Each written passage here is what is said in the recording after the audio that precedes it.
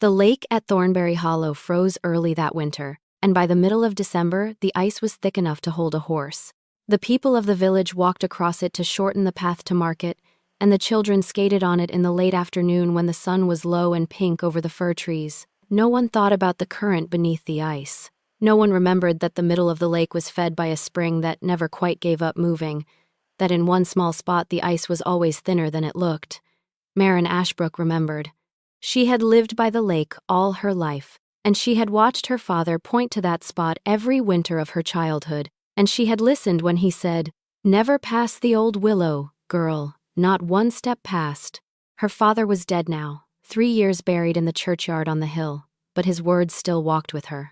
She walked to the lake most afternoons, because the walk was cheap and the view was free, and because the small cottage she shared with her aunt smelled of turnips and wet wool and old grief, and she could not bear to sit inside it for too long. On this particular afternoon, the sky was the color of pewter, and the wind was small but sharp. Marin had her father's old wool cloak pulled tight around her shoulders, and her boots crunched on the frozen reeds at the edge of the path. She was 23 years old and had once worn silk. She did not think about the silk anymore, or she tried not to, because thinking about it did no good. And because there was a cold, clear peace in walking on a bright winter afternoon that had nothing to do with anything she had lost, she heard the crack before she saw the boy. It was a sound like a pistol going off inside a barrel, deep and hollow and wrong. Her head snapped up. Out on the ice, past the old willow that leaned like a tired old man, a small dark shape had gone through. She saw a hand. She saw the flash of a red scarf. She heard a thin, high sound that was not quite a scream. She was already running. Her cloak tangled around her legs, and she tore it off and let it fall on the bank. The wind bit through her thin dress, and her breath came out in fast white clouds. She skidded down the slope, and her boots hit the ice, and she almost went down. She righted herself. She thought of her father's voice. Never past the old willow. She was already past the old willow. She was already running toward the black hole where the boy had been. "Hold on," she called. Her voice sounded strange to her own ears. "Hold on. Keep your arms up. Keep them on the ice. Do you hear me?" She could not tell if he heard her. She could see him now, small and white-faced, his gloved hands scrabbling at the edge of the broken ice. He was maybe 7 years old. His hair was very dark and wet against his forehead. His eyes were the color of the sky, pale and afraid. "Keep still," Marin said. She dropped to her knees 6 feet from the hole. The ice under her felt like glass. She could hear it groan beneath her weight. She lay flat on her belly and started to crawl. "Keep still. Do not fight the water. Look at me. Look at me. Do not look down." The boy looked at her. His teeth were chattering so hard she could hear them. He tried to say something and could not. "My name is Marin," she said, still crawling, still spreading her weight thin. "What is your name?" Freddie, he said. His voice was smaller than a bird's. "Freddie," she said. "That is a good name. Freddie, I am going to reach out my hand. I want you to grab my wrist. Not my fingers, my wrist. Can you do that?" He nodded. His face was gray-blue at the edges. She stretched out her arm. The ice under her chest made a soft popping sound. She stopped breathing. She heard her own heart in her ears. She counted 1, 2, 3, and pushed forward another inch. His mittened hand found her wrist. His grip was weak. She wrapped her hand around his wrist in return, tight as she could, and she began to pull. He was heavier than he looked. His clothes were soaked through and full of water, and they dragged him down. Marin felt the ice crack under her hip. She did not stop pulling.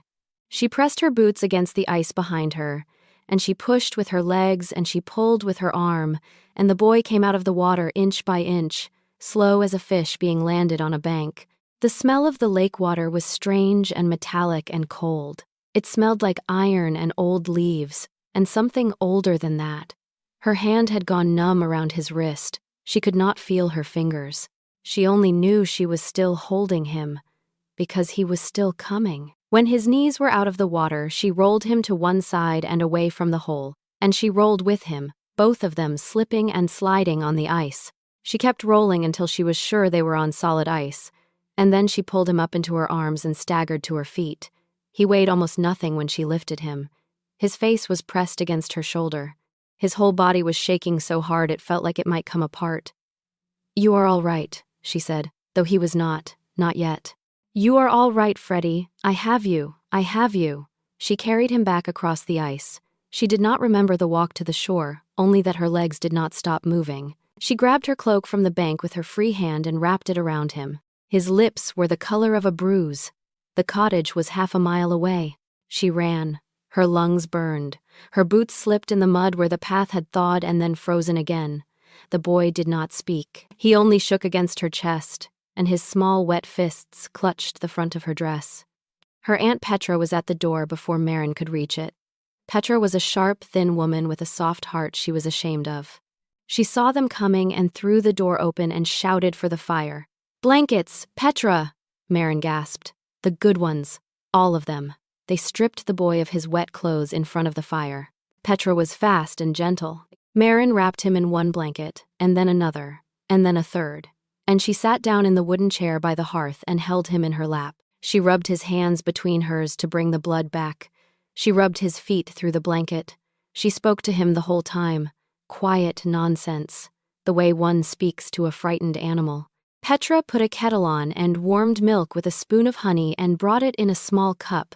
Marin fed it to him a spoonful at a time. The boy's eyes began to focus. The blue of his lips began to fade. "There you are," Marin whispered. "There you are, Freddie. You came back." "I fell," he said. His voice was thin as paper. "I know. I told Barnes I could skate to the willow. He said I could not. I said I could." "Well, you almost could." Something moved at the corner of his mouth. It was not quite a smile, but it was close. "Where do you live, Freddie?" Petra asked, kneeling by them. The boy blinked slowly. "Ravensmere." Petra's hand stilled on the edge of the blanket. Her eyes flicked up to Marin's. Marin felt the room change temperature by a degree.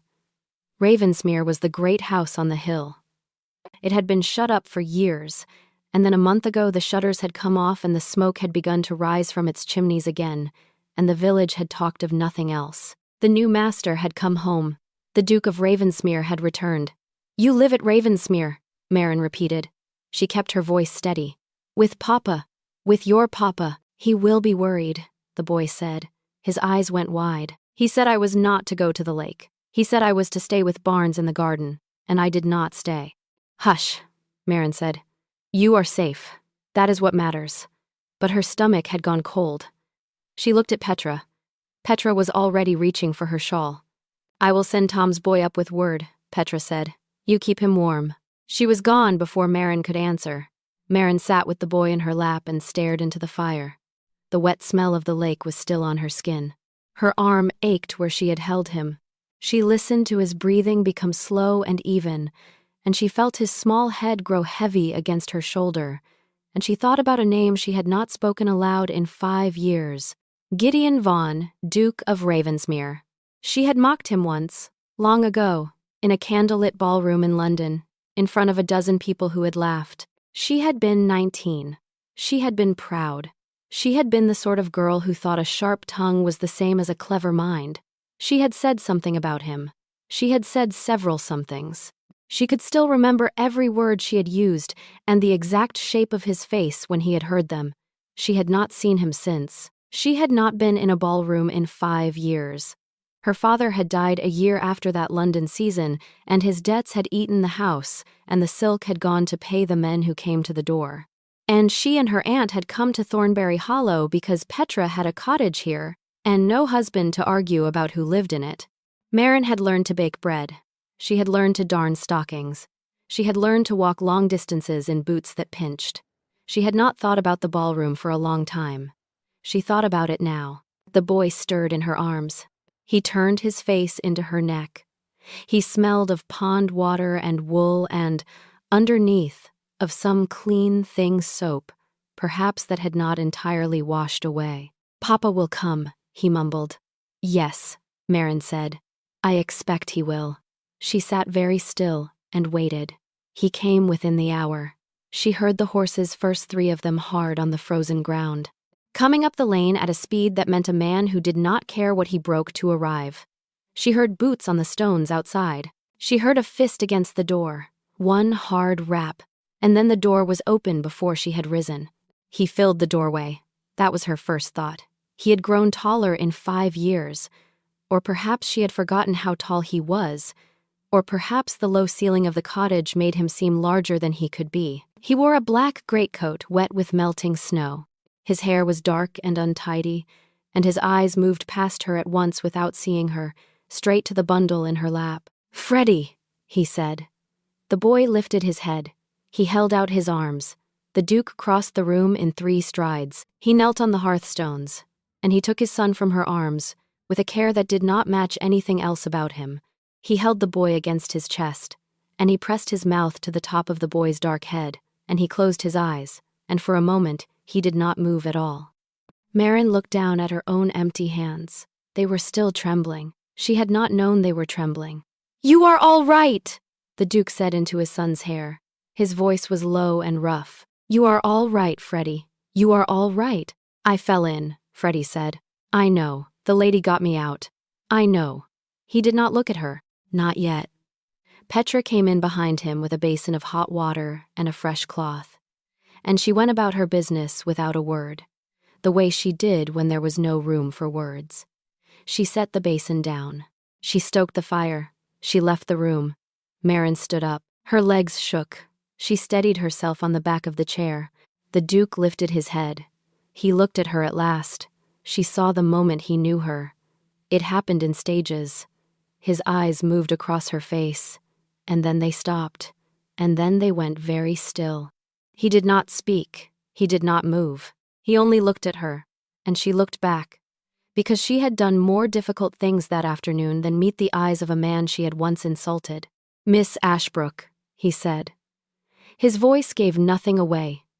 "Your Grace." He looked down at his son. He looked at her again. She could not read his face.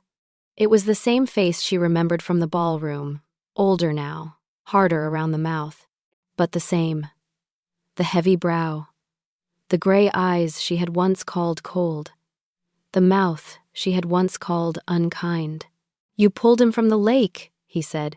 "Yes. How?" "I crawled out on the ice. I reached him. The ice held. It cracked. It held."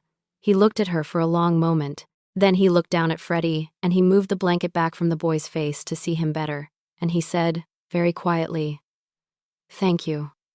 She did not know what to say. She had prepared herself for many things in the last 5 years.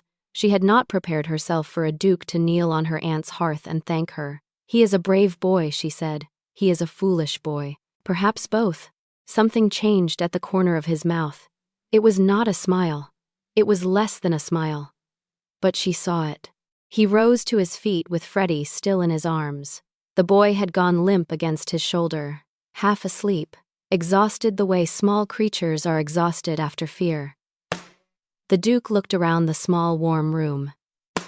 He looked at the fire, and at the low ceiling, and at the plain wooden table with its 2 mismatched chairs, and at the darn in the curtain over the window, and at Marin in her thin gray dress with her hair falling down. He said, "You are shaking, Miss Ashbrook. It is only the cold. Sit down. I am quite well. Sit down." She sat down. He crossed to the door and spoke a low word to someone outside. In a moment a servant came in with a fur-lined cloak and laid it across her shoulders without meeting her eyes. She smelled cedar and something faintly sweet, the way a good house smells. She had not smelled that in a long time. "That is not necessary," she said. "It is." She did not argue further. Her body was grateful, even if her pride was not. He carried Freddie to the door. He paused there. He turned. "I will send my physician tonight," he said. "For the boy. I would like him to look at you as well. I do not need, please." The word was not soft. It was not gentle. It was placed between them like a stone she could not step around. "Very well," she said. He inclined his head. It was not a bow. It was smaller than a bow, but it was more than nothing. He carried his son out into the winter afternoon. The horses moved off. The cottage was quiet. Marin sat in the wooden chair by the fire, wrapped in a fur that was worth more than everything she owned put together, and she stared at the door for a long time without moving. Petra came back in. "Well," Petra said. "Well," Marin said. "You know who that was?" "Yes." "You knew him before?" "Yes." "In London?" "Yes." Petra sat down opposite her. Petra was not a woman who asked questions when the answers would only hurt.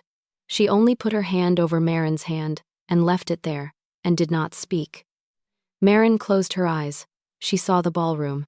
She had been 19 years old, and she had been drunk on the fact of being 19.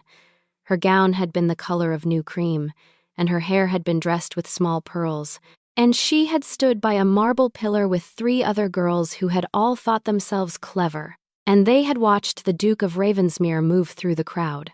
He had been newly a duke then. His father had died only months before. He had come to London out of duty, not desire. He had stood at the edges of things and had spoken little and had refused to dance. The girls had whispered about him. "He is proud," one had said. "He is dull," said another. Marin had said, "He looks like a man who has been told his whole life that he is important, and who has believed it too easily. I would rather dance with a fence post. A fence post, at least, would not lecture me about my duty." The other girls had laughed. It had been a beautiful, clean laugh, the laugh of young women who did not yet know how the world worked. Marin remembered the laugh better than she remembered the words.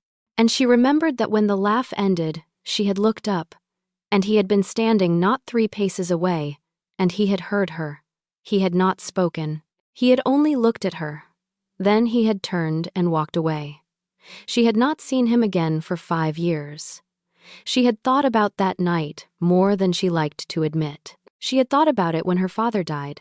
She had thought about it when the men came to take the furniture. She had thought about it when she scrubbed her first pot and cried into the water because her hands hurt, and she did not know how to be anything but useless. She had thought then that she had deserved every bit of it. She had been a cruel girl. She had said a cruel thing. God, if there was a God, had a long memory and a fair hand. She opened her eyes. Petra was watching her. "You will have to see him again," Petra said. "I know. He will send for you." "I know. Are you afraid?" Marin considered this. She was cold, and her arm ached, and her hands still trembled a little when she looked at them. She had crawled onto thin ice. For a child, she did not know. She was not sure fear was a word that meant what it used to mean. "No," she said. "I am not afraid. I think I am only tired." Petra squeezed her hand and let it go and stood up. "Then eat. Then sleep. He can wait 1 night. Duke or no duke." Marin ate. She slept. She dreamed of the ice cracking, and of a small hand in a wet mitten, and of a man kneeling on her aunt's hearth, with his mouth pressed to his son's hair. The physician came the next morning. He was old and kind, and he pressed his cold fingers to her wrist and listened to her chest, and told her she had done a foolish thing and a brave thing, and would probably live. He left a small bottle of something dark and bitter for her to drink at night. He said that the young master at Ravensmere was well, warm, sleeping. He said that the Duke had not slept. He said, "Before he left, His Grace asks whether you would receive him this afternoon." Marin looked at Petra. Petra looked back. "Yes," Marin said. "He came at 3, alone this time, no servants. He wore black again, but not the greatcoat, only a dark coat and a plain cravat, and his hair had been brushed. He looked younger without the wet snow melting on his shoulders. He looked, she thought, tired." Petra took his hat and his gloves and disappeared into the back room with the ostentatious tact of a woman who knew when to be absent. He sat down in the chair opposite Marin. The chair was too small for him. He seemed to know it and to have decided not to care. "How is Freddie?" she asked. "He slept 12 hours. He woke this morning and asked for porridge, and asked when he could come and see the lady from the lake." "Oh, I told him he could not come today. He was not pleased with me. I am sorry. Do not be sorry. I am often not pleased with myself. He is used to it." She almost smiled. She caught it before it reached her mouth. She was not sure she had the right yet to smile at him. He watched her for a moment. His gray eyes were steady. They had always been steady, she remembered. Even in the ballroom. Even when she had said what she had said. "Miss Ashbrook," he said, "I owe you a debt I cannot pay. You owe me nothing, Your Grace.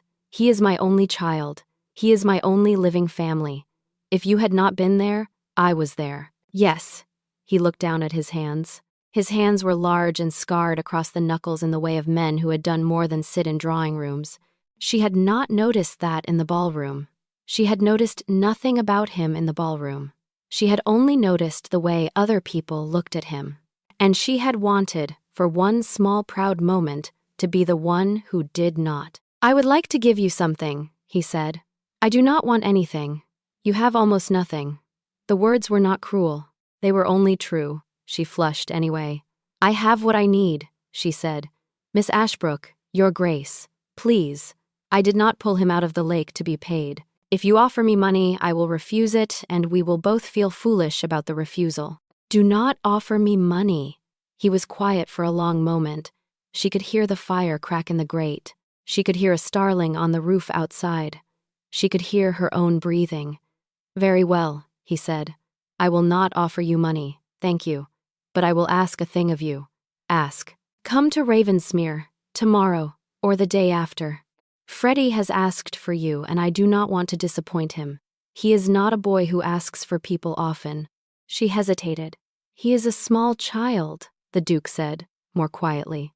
"He climbed out of a lake yesterday because a stranger crawled onto broken ice to pull him. He would like to see her face when it is not gray with cold. It is not an unreasonable thing for him to want." "No," she said. "It is not." "Then come." "I will come." He nodded once. He stood up. He did not linger. He did not fill the room with things that did not need to be said. He picked up his hat from the small table by the door, and he paused with his hand on the latch. "Miss Ashbrook," he said, without turning. "Yes, I heard you, that night. In London." Her heart stopped. "I know," she said. "I was not sure that you knew. I saw your face." He was silent. He turned then, slowly, and looked at her across the small room. He did not look angry. He did not look wounded. He looked tired again. Tired and something else, something quieter, that she did not have a name for. "You were very young," he said. "That is not an excuse. No, it is not. But it is a fact, and I was not much older. You did not deserve what I said. I have thought about that from time to time. I have not been sure. I was, perhaps, exactly what you called me. I had believed too easily what I had been told. I was proud in the way a young man is proud when he does not yet know what he does not know. That did not give me the right," he said again. "It did not. I have not come to ask for an apology, Miss Ashbrook. If I were the sort of man who required one from every woman who had ever said a hard true thing about me, I would have very little time for anything else." She stared at him. She did not know what to do with her face. "I only wish to tell you," he said, "that I heard you. That is all. It has been on my mind since I saw you yesterday. I did not want to sit across a room from you with a lie between us." He set his hat on his head. He opened the door. The cold air came in. "Tomorrow, then," he said. "Or the day after." "Tomorrow," she said. He inclined his head, that small movement that was not quite a bow, and he was gone. She sat in the chair for a long time. She did not move. She did not think. She only sat, and she listened to the sound of the fire, and she felt something inside her that she had thought was frozen begin to soften around the edges. Ravensmere was a mile up the road and a world away. She walked. Petra had wanted her to take the trap, but Marin had said no. The walk would settle her, and Petra had let her go with a look that said Petra thought she was being brave for the wrong reasons. Marin wore her best dress, which was not very good, and her mother's small pearl brooch, which was the last thing she owned that had come from the old life. She held her head up. Her father had taught her to walk into rooms with her chin lifted, even when there was nothing behind the chin except empty pride. It was a habit that had survived poverty better than most. The great gates of Ravensmere stood open. The gravel drive curved between old oaks. The house was gray stone and long and low, and its windows were bright in the winter afternoon. And there was smoke coming from every chimney. It had not looked like this a month ago. It had looked like a shipwreck. Now it looked like something that had been remembered. A servant opened the door before she could knock. He took her cloak. He did not stare, though she felt him not staring, and that was worse in its way than if he had. Freddie came running down the great staircase with his coat half buttoned, and a nurse hurrying behind him with a comb. "You came!" he shouted. "I came!" He barreled into her skirt and hugged her around the waist, without any sense of the formal distance the household staff clearly thought a small boy should keep from a strange woman. Marin put her hand on the top of his dark head. She had been touched by very few people in the last 5 years. It surprised her how much this small, warm weight meant to her. "I want to show you the horses," Freddie announced, "and the library, and Barnes. Barnes says he is sorry." Barnes cried. "Did he?" "He is not to blame," said the Duke, coming down the stairs behind him. "I have told Barnes so. He does not believe me. He is a boy, my Barnes." "How old is Barnes?" 15. "He is the son of my head groom. He was meant to keep Freddie in the garden. Freddie is a persuasive child. He is a determined child." "Yes." The Duke reached the bottom of the stairs and bowed, properly this time, and offered his arm. She took it, because to refuse would have been rude, and because her legs still trembled sometimes when she was not thinking about it, and it was good to have something to hold. He led her through the house. Freddie ran ahead. The rooms were beautiful and cold in the way that unused rooms are cold, even when there are fires in them, because the walls have not remembered how to hold heat. There were sheets still on some of the furniture in the far wing. There were paintings turned to the wall in a corridor she was told not to enter. She did not ask. She understood not asking.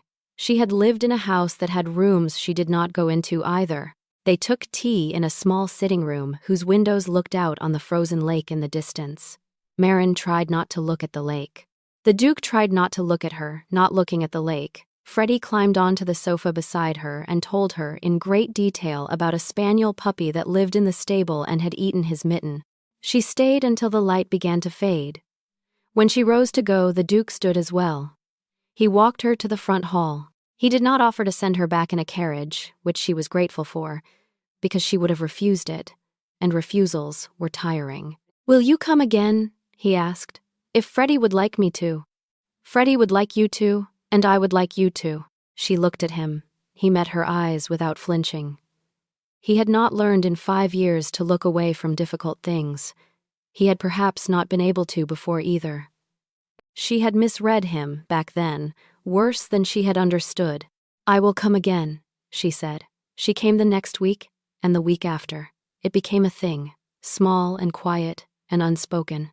She would walk up the drive on a Wednesday afternoon, and she would drink tea, and she would read to Freddie, or play at spillikins on the rug, and she would sit for a while with the Duke in the sitting room, while Freddie was taken away to his lessons. They spoke of small things. They did not speak of the ballroom again. It had been laid down between them like a stone, and neither of them tried to pretend it was not there, but neither of them tried to pick it up either. That was, she thought, the honest way. She learned that his wife had died 4 years ago in childbirth. The child had lived one day. He did not speak of this at length. He said it once, plainly in the way a man says a thing that has cost him too much to make ornate. Freddie had been 3. Freddie did not remember his mother. The Duke had left Ravensmere the year she died, and had not come back until this winter. He said he had not been able to come back. He said it as though this were a simple fact, like the weather and not a 5-year siege of grief he had barely survived. She learned that he read a great deal. She learned that he wrote letters to his tenants himself, and did not pass them to a steward. She learned that he did not drink at dinner. She learned that when Freddie asked him a question, no matter how foolish, he answered it as if the boy were a small, serious adult who deserved a real answer. She had not expected that. She was not sure why she had not expected that.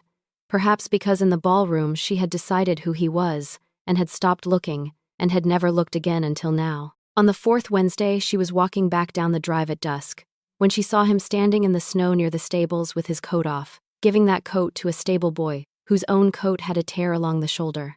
The boy was arguing. The Duke was shaking his head. The Duke pointed at the tear. The Duke said something short and firm. The boy put on the coat. The Duke walked back to the house in his shirt sleeves in the January cold, and he did not see her, and no one else did either, because no one else had been looking. She thought about it all the way home. She thought about it that night. She did not mention it to anyone. She did not mention it to him. It did not belong to her to mention. She learned from Petra a few days later that the boy's mother had been ill, and that the Duke had sent for a doctor from town and had paid for medicines the family could not have bought. She learned that no one at Ravensmere spoke of it. She learned that the Duke had asked, when he sent the doctor, that his name not be attached to the sending. She sat with that piece of information for a long time. The trouble came in February. The trouble came in the form of a woman named Lady Iselda Marchant, who had grown up in the house next to Marine's family in London, and who had been one of the 3 girls in the ballroom that night, and who had married a man with a large estate, 1 county over, and who had come to Thornbury Hollow to visit her cousin, the vicar's wife, and to make sure everyone remembered that she had married very well indeed. Lady Marchant appeared at Petra's cottage without notice on a Tuesday morning, in a fur pelisse and a hat that would have paid the cottage rent for a year. She kissed Marin's cheek. She said darling 3 times in the first minute. She sat down at the small kitchen table and said, I hear the most extraordinary story about you and the Duke of Ravensmere. Please tell me it is not what everyone is saying, Marin said. It depends on what everyone is saying. Lady Marchant laughed. Her laugh had not changed in 5 years. It was still beautiful and still clean and still, Marin realized now, entirely without warmth. They are saying, Lady Marchant said, that a poor gentlewoman fished his little boy out of a pond, and has been paid in tea and sympathy ever since, and that she is now angling, one hears this at every doorway, darling, at every doorway for something rather more substantial. It is very picturesque. It is quite the little novel. Do tell me there is no truth in it. Marin set down her cup. She looked at the woman across the table. She saw, as if through very clear glass, the girl she herself had been at 19. Beautiful, bright, empty of pity. She saw what she might have grown into if her father had lived and the money had held. She saw what she was glad she had not become. I pulled his son out of the lake, Marin said. I did not fish him out of a pond. There is a difference. Darling, I have been to his house because his son asked to see me. I have been paid in nothing but tea. I have angled for nothing. Darling, you cannot see it. Of course you cannot. You are inside it. He is being kind. Men like the Duke are always kind after a shock. It is the way they thank people. It does not mean anything. It cannot mean anything. You do understand that, don't you? He is a Duke. You are well, darling. You are you. As we all still are, at heart, no matter how much has changed. Marin did not answer. She looked out of the window. The garden was bare and gray. Petra was in the far corner of it, chopping wood with a viciousness that suggested she was listening through the open casement and did not like what she heard. You mocked him once, Lady Marchant said suddenly. Her eyes were very bright. Do you remember? At Lady Alderwin's ball. I have thought about it often. It was the funniest thing I ever heard you say. A fence post, you called him. Do you remember? I remember. Does he remember? Yes, then he is doing this on purpose, my darling. Do you not see it? He is not being kind. He is being patient. He will let you climb and let you hope and let you make a fool of yourself, and then he will drop you from a very great height. I know his sort. I married his sort. You are being played with. Get out now, before the entire county laughs at you. Come with me tomorrow. Come to Bath with me for the season. I will make sure you meet someone suitable. Someone at your own level. It is the only kindness anyone will do you. The kitchen was very quiet. Marin stood up. She was surprised to find that her hands were steady. She was surprised to find that her voice was steady also. Lady Marchant, she said, thank you for calling. I will not keep you. My aunt is chopping wood and needs the door clear. Lady Marchant blinked. Darling, good afternoon. You cannot possibly good afternoon, Lady Marchant. She held the door open. The cold air came in. Lady Marchand stared at her, then rose slowly, gathering her fur about her, gathering her outrage about her. She swept out. She did not look back. Marin shut the door behind her. She leaned against it. She did not shake this time. She was too angry to shake. She was angry the way she had not been angry in 5 years. A clean, bright anger. Not for what had been said about her, but for what had been said about him. Petra came in from the yard with her sleeves rolled up and her cheeks red. "That woman is a viper," Petra said. "Yes, was she always?" "Yes, I only did not notice.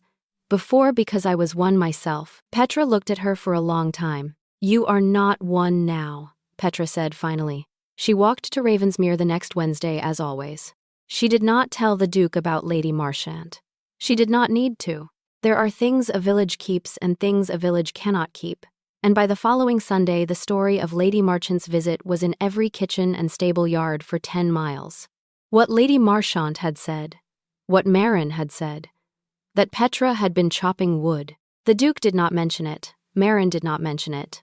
They sat by the fire and Freddie read out loud and with great difficulty a page from a book about knights, and the Duke corrected his pronunciation gently, and Marin praised his effort.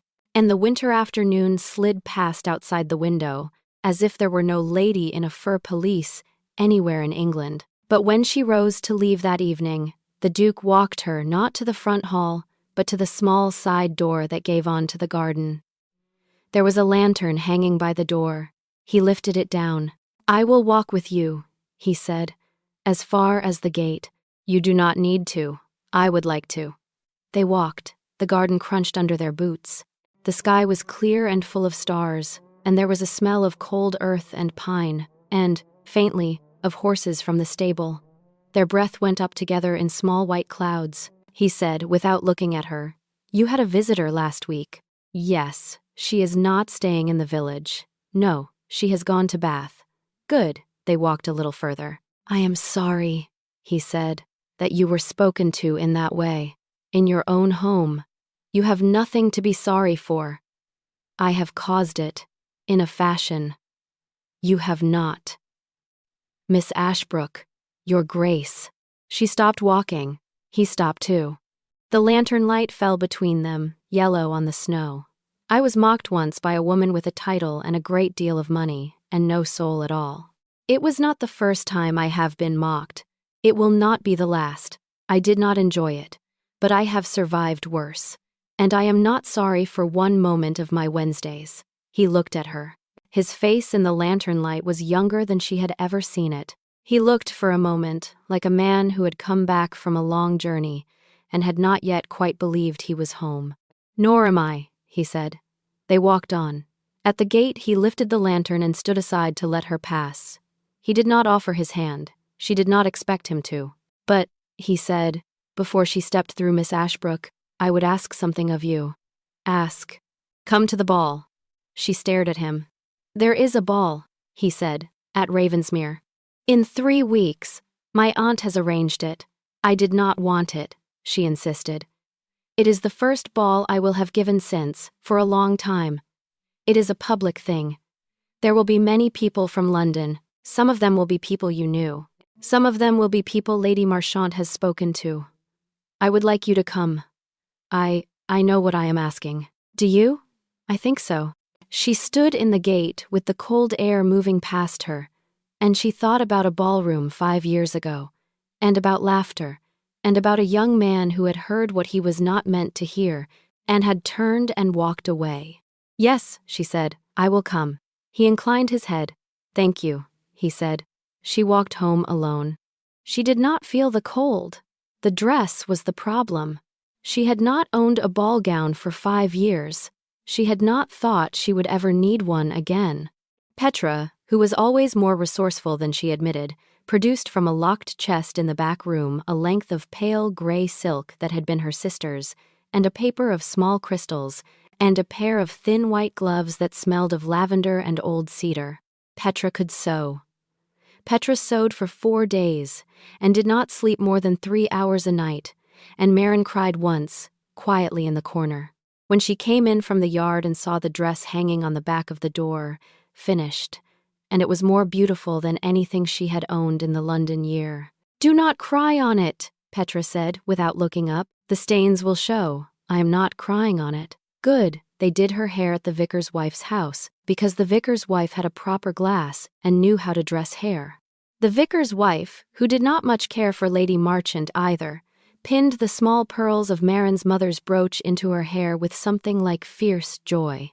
"You look," the vicar's wife said, "like a woman who has been through a fire and walked out with her hands full of clean things. That is a strange compliment. It is meant that way." The Duke sent his carriage. She had known he would. She had told herself she would refuse it and walk. She did not refuse it.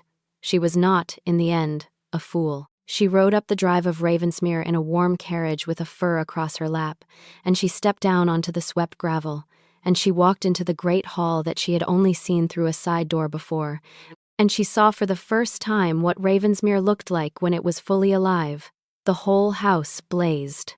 Every candle in the county was in that house. The chandeliers were down and full and lit, and the great staircase glowed, and there were violins already playing in the ballroom at the far end of the hall, and there was the smell of hot wax and hothouse roses and something else, a smell she could not name at once, orange peel, perhaps, and clove, and the good cold winter smell of a house that had been aired and warmed and loved back into itself. She saw people she had known 5 years ago. Faces turned. Whispers rose and fell like small waves. She kept her chin up. She walked into the ballroom. He was waiting at the far end of it. He saw her the moment she stepped through the door. She saw his face still, for one long instant, and then move again, as if he had made a decision he had been holding. He did not wait for her to come to him. He crossed the room. He crossed it directly, the way he had crossed her aunt's kitchen 5 weeks ago, and he did not stop to greet anyone else. And there were Duke's daughters positioned along his path with their fans and their careful smiles, and he did not see any of them. The room began to go quiet as he walked. By the time he reached her, no one was speaking. She could hear the violins, and she could hear her own heart, and she could hear the small sound of her silk skirt against the floor as she turned to face him. He stopped one step in front of her. He bowed. It was a proper bow this time, low and deliberate. The bow a duke gives to a duchess, or to no one at all. The room went silent, truly silent. She saw a woman with a champagne glass lift it halfway to her mouth and forget to drink. She saw a footman with a tray freeze in the doorway. She saw Lady Marchant at the edge of the crowd in a gown the color of blood, her mouth open and her fan half raised. "Miss Ashbrook?" the Duke said. His voice was low, but it carried in the silent room. "Would you do me the honor?" He held out his hand. She looked at it. She looked at him. She thought of a girl of 19 in a cream-colored gown by a marble pillar, laughing at a young man with tired eyes and calling him a fence post. She thought of that girl every day for 5 years, sitting on the floor of a small cottage darning stockings and hating her. She thought of a boy in a red scarf going through the ice. She thought of a man giving his coat to a stable boy in the snow. She put her hand in his. There was a sound in the room, not a gasp exactly, a soft collective breath. He lifted her hand. He did not smile. He did not need to. He turned to the room. He did not raise his voice. He did not need to raise it. Every ear was already leaning toward him. "Miss Marin Ashbrook," he said, "pulled my son from the ice at Thornbury Lake on the 12th of December. She crawled onto broken ice at the risk of her life. She saved the last of my family. I owe her a debt I cannot pay. She will not accept my thanks in coin. She will accept, tonight, my thanks in this." He turned back to her. He led her, still holding her hand, into the center of the room. The dancers had cleared. The violins had stopped. The music master, catching the shape of the moment, lifted his bow again, and the first slow notes of a waltz began. Gideon Vaughan, Duke of Ravensmere, danced with Marin Ashbrook in the ballroom at Ravensmere, in front of every person in the county who mattered, and every person who had said a word against her. And Lady Iselda Marchant in the gown, the color of blood, and he did not look at any of them. He only looked at her. She had not danced in 5 years. Her feet remembered anyway. Her body remembered anyway. He moved like a man who had been taught to dance as a boy and had never enjoyed it. He moved tonight like a man who did not mind it. "You are trembling," he murmured. "Yes? Cold? No, good." They danced. She did not know what her face was doing. She did not know what his face was doing. She only knew the warm weight of his hand at her back, and the smell of orange peel and clove, and the sound of the violins, and the fact that no one in that room was speaking, and the fact that she was not afraid. When the waltz ended, he did not release her at once. He held her hand for one more beat than the dance required. It was a small thing. Everyone in the room saw it. Then he bowed, and he walked her to the side, and he gave her over to Petra, who had come in wearing her best dress and her most furious expression, and he went to greet his other guests as a duke ought to do. He did not come back to Marin for the rest of the evening. He did not need to. Lady Marchand left before supper. She did not say goodbye. Marin went home in the carriage at midnight. She did not sleep. She sat by the fire in her gray silk dress, and she watched the flames, and she thought about many things. In the morning he came to Petra's cottage. He came alone, on foot, with mud on his boots. Petra took one look at him and put on her hat and announced she was going to visit the vicar's wife and would not be back for some hours. She shut the door behind her hard enough that a small flake of paint fell off the frame. The Duke stood in the middle of the small room and did not sit down. "Miss Ashbrook," he said. "Your Grace, Marin, Gideon." The names hung in the air between them. She had never said his given name aloud before. It felt strange in her mouth, and true. "I did what I did last night," he said, "because I wanted to. Not to correct the past, not to shame anyone, not for Freddie, for me. I know. I would like to say something now, and I would like you not to interrupt me. I have not practiced it. I am not a man who is good at these things, but I will try. Try." He drew a long breath. He looked for a moment exactly like a man about to walk out onto broken ice. "I heard what you said in London 5 years ago," he said.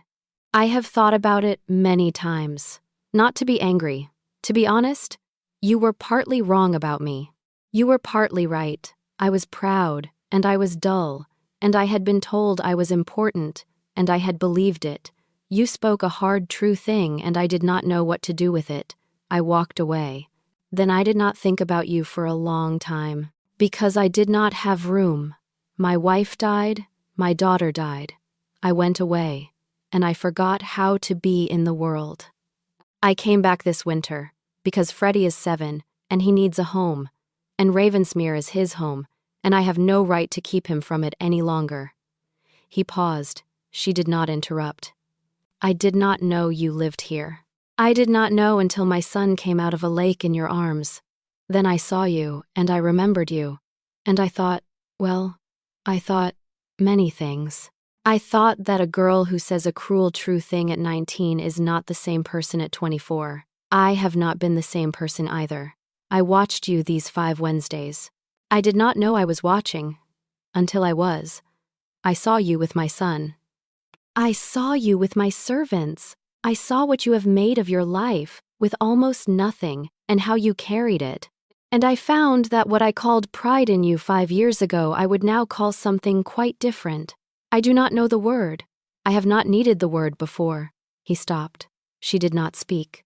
"I do not ask you for anything today," he said. "I ask you only to know this.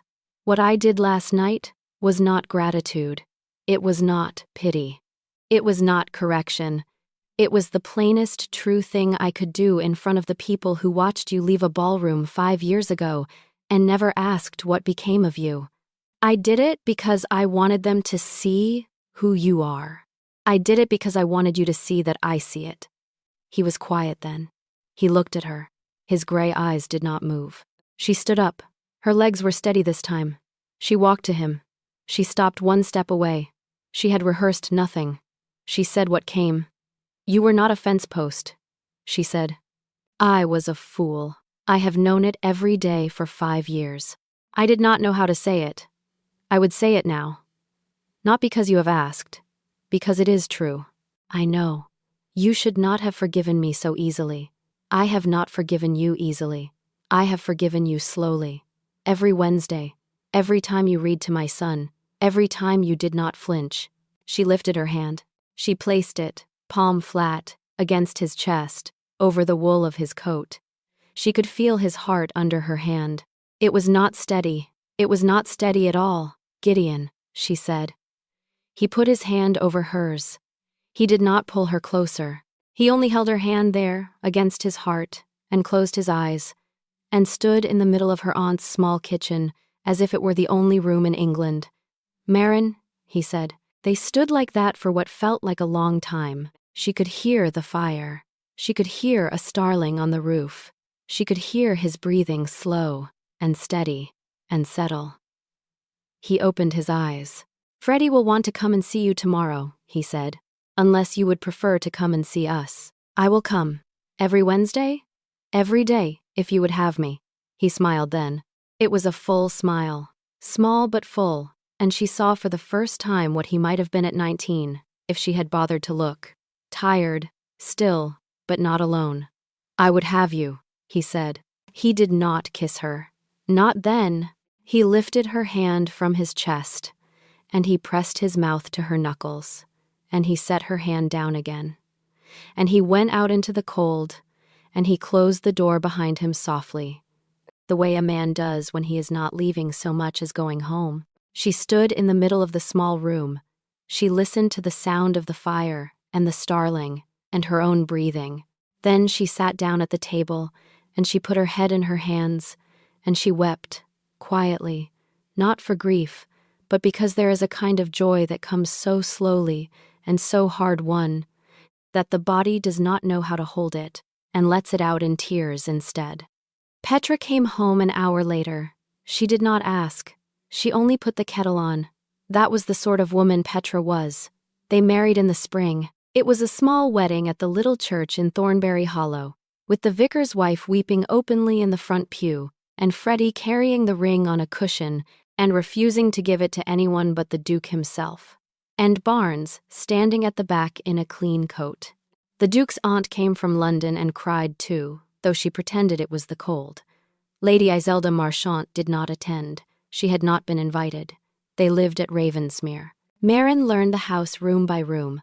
She learned to open the shutters in the west wing that had been closed since the old Duchess died. She learned which paintings had been turned to the wall and why, and she left them turned, because grief did not stop for weddings, and she was not the sort of woman who tried to make it.